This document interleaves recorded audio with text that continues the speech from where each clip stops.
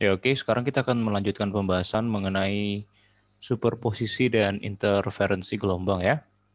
Nah ini sebenarnya adalah fenomena ya, superposisi dan interferensi gelombang ya. Ada dua hal di sini. Nanti kita akan lihat apa sih sebenarnya superposisi dan interferensi gelombang ya. Seperti ini, superposisi gelombang adalah perpaduan antara dua gelombang yang membentuk gelombang baru. Dengan kata lain, ini merupakan operasi penjumlahan gelombang secara aljabar. Jadi misalkan seperti ini, ada dua gelombang ya, yang satu katakanlah Y1 sebagai fungsi X dan T, dan Y2 sebagai fungsi X dan T juga. Nah, jika gelombang ini ya, seperti gambar ini, kalau kita lihat ya, ketika mereka berinteraksi, ya, maka dua gelombang ini akan saling bisa menjadi gelombang baru yang adalah penjumlahan dari keduanya ya, sehingga bisa kita tulis seperti ini. Ya, ini Y aksen merupakan gelombang baru yang merupakan penjumlahan antara gelombang Y1 dan gelombang Y2 ya. Jadi superposisi itu merupakan operasi matematika antara dua gelombang yang berinteraksi. Nah, sementara interferensi itu apa? Nah, interferensi itu adalah interaksi antara dua gelombang atau lebih yang berada pada satu area ya. Jadi misalkan seperti ini ya. Di sini ada sebuah gelombang yang melalui dua celah ya, maka menghasilkan gelombang satu dan gelombang dua yang berbeda ya. Nah, ketika kita lihat gelombang satu dan gelombang dua ini terbentuk dari kedua gelombang dari dua lubang ini, maka kedua gelombang yang keluar dari dua sumber yang berbeda ini akan saling berinteraksi sehingga membentuk gelombang baru yang mana uh, gelombang ini bisa amplitudenya saling menguatkan, artinya amplitudenya jauh lebih besar dari amplitude sebelumnya, atau malah saling meniadakan. Nah, seperti itu. Nah, jadi superposisi tadi itu adalah uh, proses perhitungannya, atau bisa dikatakan penjumlahan secara aljabar antara gelombang satu dengan gelombang kedua. Sementara interferensi itu adalah fenomena fisikanya. Nah, interferensi ya itu ada beberapa jenis ya. Nah, ada tiga di sini. Yang pertama interferensi konstruktif, yaitu interferensi yang terjadi apabila kedua gelombang ini itu saling menguatkan. Artinya misalkan ini Y1 memiliki amplitudo A dan Y2 juga memiliki amplitudo A2, ya ini A1 dan A2, maka nanti amplitudenya saling menguatkan sehingga gelombang baru yang terbentuk itu amplitudenya jauh lebih besar ya, seperti itu. Kemudian destructive interference ya. Destructive interference itu kebalikannya konstruktif interference atau interferensi destruktif. Di mana apabila gelombang satu dan gelombang dua berinteraksi, maka mereka saling meniadakan sehingga tidak ada gelombang yang terbentuk. Nah, sementara yang terakhir adalah mixed interference atau interferensi campuran, yaitu gabungan antara keduanya. Ada yang saling menguatkan, ada yang saling meniadakan ya, seperti itu. Nah, jadi interferensi itu ya, apabila ada gelombang satu ya, ini yang konstruktif, ini ada gelombang satu yang warna kuning, dan ada gelombang kedua yang berwarna biru ya. Ketika mereka berinteraksi, maka akan menghasilkan gelombang baru, yaitu gelombang yang warna hijau ini. Nah, ini amplitudenya jauh lebih besar ya, bisa dilihat dalam ilustrasi ini. Misalkan gelombang satu ya, itu Y1 sebagai dalam X sebagai fungsi X dan T ya, persamaan fungsi gelombangnya, yaitu fungsi gelombangnya Ym sin Kx min omega T. Sementara Y2 ya, itu Ym sin Kx min omega T plus V ya. Di sini ada fase awalnya. Nah, ketika ini berinterferensi, maka bisa kita tuliskan seperti ini. Ya, jadi kita superposisikan atau kita jumlahkan ya untuk membentuk gelombang baru. Nah, kemudian kita jumlahkan kira-kira seperti ini. Nah, untuk menjumlahkannya kita perlu mengingat lagi ya perhitungan matematis ketika kita menjumlahkan trigonometri ya. Jadi kita masih ingat ya waktu belajar kalkulus atau matematika, kita ingat misalkan di sini ada sin alfa ya ditambah sin beta, maka hasilnya ialah 2 sin alfa ya, ini salah satu rumus dari trigonometri ya.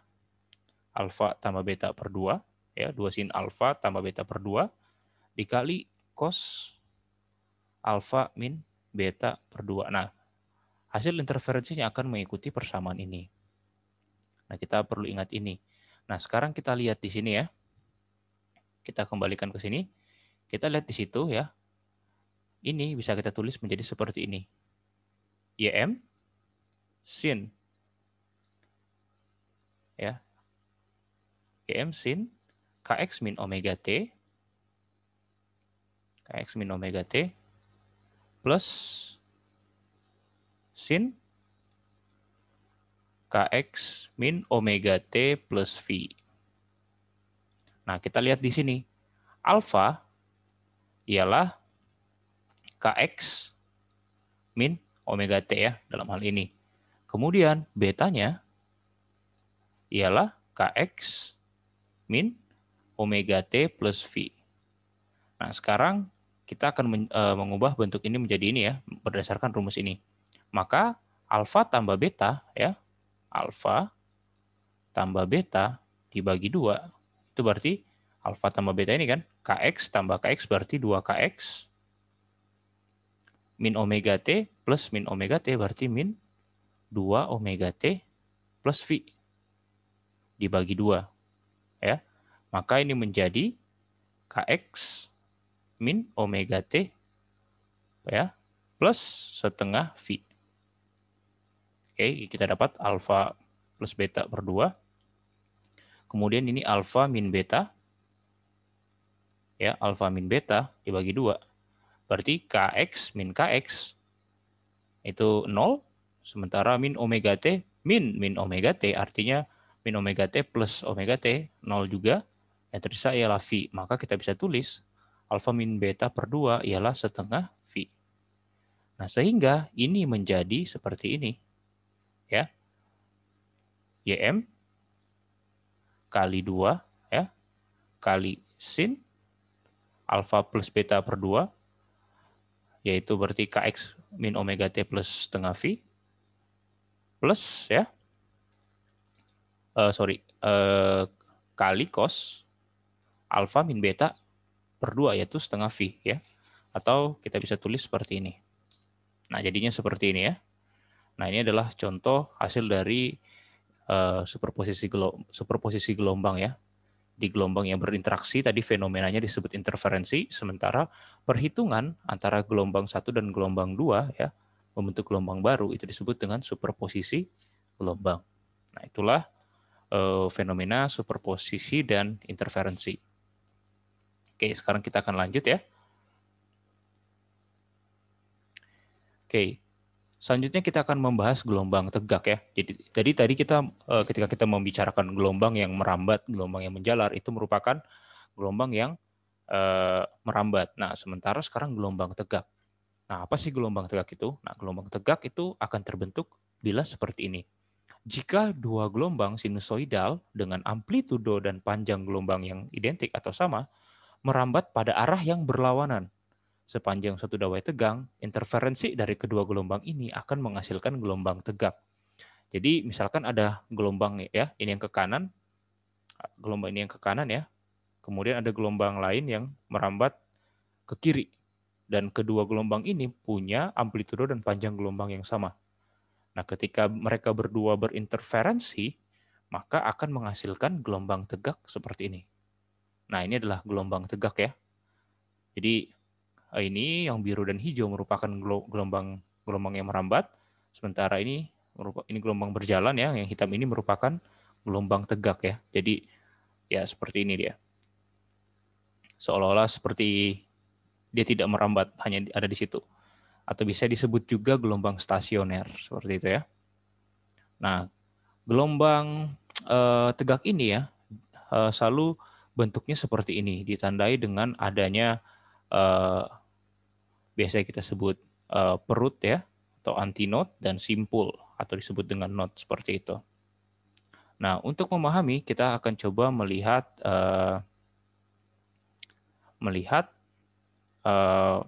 video ini ya.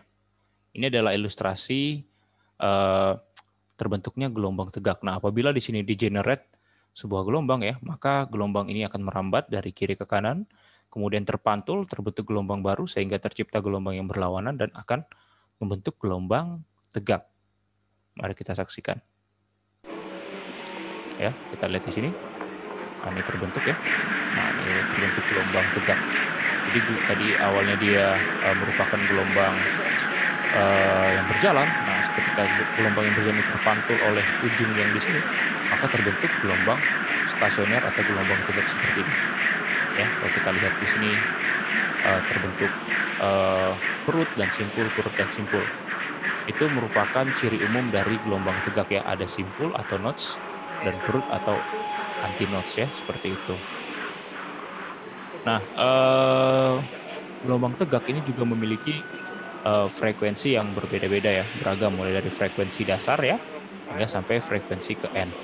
Nah, kalau kita lihat seperti ini ya, ini terbentuk setengah gelombang ya, setengah gelombang sehingga untuk panjang gelombangnya yaitu 2 kali panjang tali ya. Kita ini terbentuk setengah gelombang untuk satu panjang tali, maka untuk membentuk satu gelombang itu 2L. Nah, itu terjadi pada saat frekuensi dasar ya. Frekuensi dasar ialah V dibagi dengan 2 kali dikali dengan lambda, lambdanya 2L. Ini frekuensi dasar. Nah, kalau frekuensinya kita tambah, maka di sini panjang gelombangnya mengecil ya. Nah, satu gelombang itu terbentuk 2L dibagi 2 ya, seperti itu. Dan seterusnya kita lihat ketika frekuensinya bertambah, ya frekuensi itu dapat dilihat dari banyaknya perut dan simpul yang terbentuk. Semakin tinggi frekuensi artinya semakin banyak perut dan simpul yang terbentuk. Nah, dengan bertambahnya frekuensi, panjang gelombangnya semakin kecil ya. Itu merupakan ciri dari gelombang tegak. Nah, sekarang kita akan membahas mengenai gelombang bunyi ya. Gelombang bunyi ini juga salah satu contoh gelombang mekanik, yang mana gelombang mekanik artinya gelombang yang membutuhkan medium untuk merambat ya. Jadi gelombang bunyi ini salah satu gelombang mekanik yang mana dia merupakan gelombang longitudinal. Jadi gelombang bunyi itu merambat ke segala arah ya. Jadi misalkan ini sumbernya, maka dia akan merambat ke semua arah ya. Kalau ini kita misalkan dalam bidang 2 dimensi, maka dia ke arah X dan ke arah Y, dan ke semua arah seperti itu. Nah, ini beberapa istilah dalam gelombang bunyi ya. Nah, yang pertama di sini S ya, sumber titik atau sumber gelombang. Sumber bunyi itu disebut point source. Ukuran sumber ini emisi kecil dibandingkan dengan jarak antara sumber dan pengamat ya. Kemudian muka gelombang atau wavefront ya, ini gelombang yang memiliki fase yang sama. Jadi ini merupakan wavefront ya. Ini satu fase. Ini juga wavefront, satu fase. Ini wavefront, ini wavefront sementara, ini dan yang ini ya, yang baris kedua dan baris pertama ini beda fase. Sehingga mereka bukan wavefront ya, seperti itu. Jadi wavefront ini merupakan permukaan dengan fase yang sama. Ya, jadi dengan kata lain wavefront ini yang di depan ini ya, muka gelombang, fase sama, seperti itu. Ini dengan ini fasenya sama ya. Ini ya disebut dengan wavefront yang fasenya sama. Nah, kemudian sinar rays ini adalah sinar gelombang ya, gelombang merambat ke arah sana. Nah, itu disebut dengan sinar. Jadi kalau kita potong ya, ini kita misalkan kita iris nih.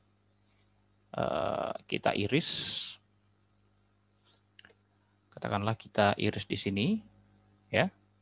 Kita iris ini, maka ini akan terbentuk seperti ini. Jadi yang putih ini bukit dan yang ungu ini yang putih ini lembah dan ungu ini bukit, maka akan terbentuk seperti ini. Ya. Nah, seperti ini.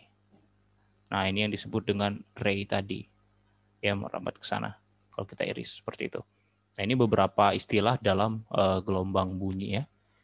Jadi ada wavefront, ada ray, dan ada sumber ray atau sinar. Ya. Wavefront ini gelombang yang satu fase ini, satu fase dengan ini. Yang putih, satu fase dengan yang putih. Ya, seperti itu. Oke, selanjutnya ya.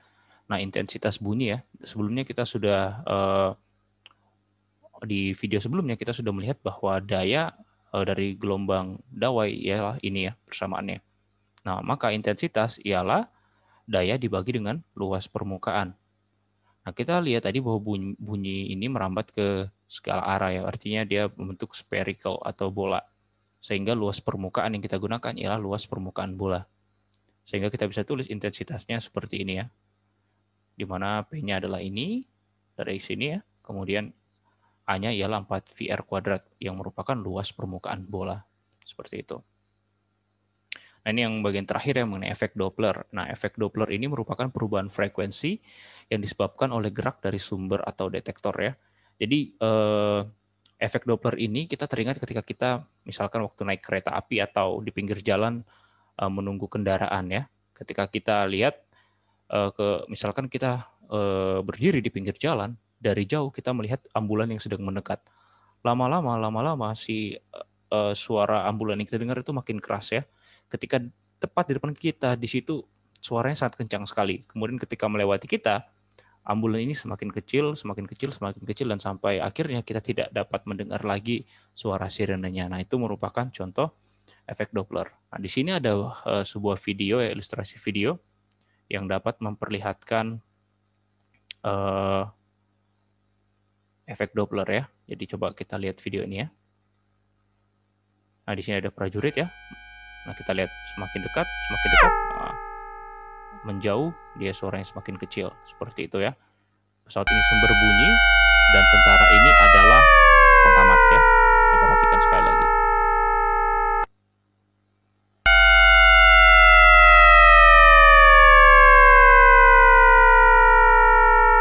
Nah, seperti itu ya. Jadi ketika si sumber ini semakin dekat jaraknya dengan pendengar, maka frekuensi yang terdengar itu akan semakin tinggi. Ketika dia semakin menjauh, dia semakin kecil ya, seperti itu. Kalau kita lihat di video ini seperti itu, dan suaranya juga seperti itu. Kita amati lagi. Ya. Dengan frekuensi yang berbeda-beda ya, frekuensi sumbernya. Nah, ini dengan jarak yang makin pendek.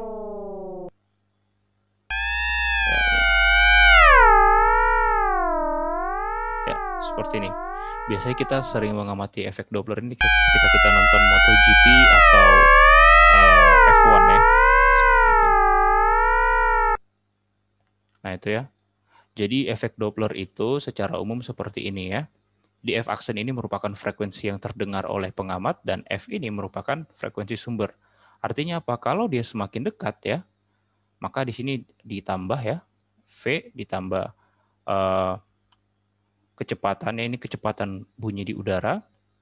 VD ini adalah kecepatan pendengar ya. Kalau dia diam berarti VD-nya sama dengan 0.